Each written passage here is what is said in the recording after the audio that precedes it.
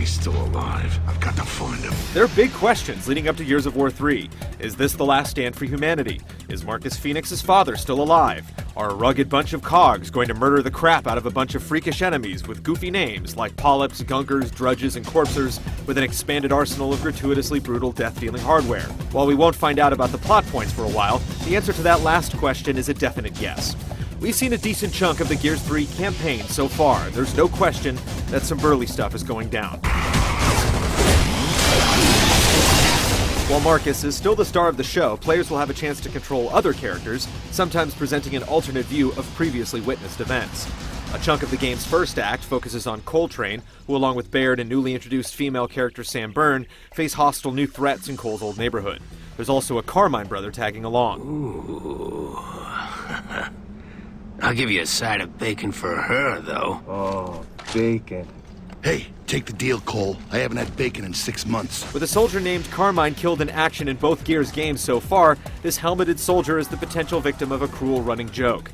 His fate is still up in the air, but it does look like he'll at least make it through the first act. There's plenty of banter in and out of combat, which should serve to develop the notably larger cast of characters. Baby, you gotta trust the Coltrane to find the goods.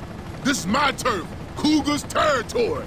Since squads of 4 are in effect to allow 4-player cooperative play, there's definitely a place for bigger, badder enemies. Lambent, who are essentially glowy mutants that explode when you kill them, are all over the place in the early game and spawn from pods that shoot up from the ground. In addition to infected locust soldiers, newer enemies include hulking brutes that sport tentacle-like arms and possess alternate methods of attack, like the ability to fling balls of exploding goo. Luckily, sending bullets into their glowing weak spots are an effective way to put them out of your misery. We've also seen our first Corpser to appear in the sequel, smaller than the giants that we faced down in previous Gears games. But it's still a pretty tough customer.